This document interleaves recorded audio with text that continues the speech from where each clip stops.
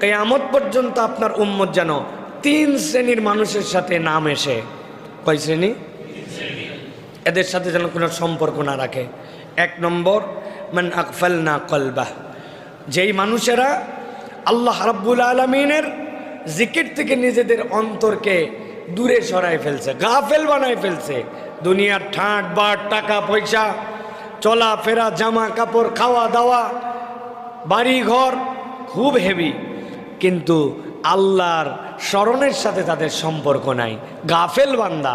রসুল আপনাকেই কেবল নির্দেশ দেওয়া হলো না, আপনার উম্মতকেও দায়িত্ব দেওয়া হলো, এই গাফেল বান্দাদের সাথে তাদের যেন কোনো দোস্তি না থাকে, তাদের যেন সম্পর্ক না থাকে, তারা এড়াই চলবে এদেরকে।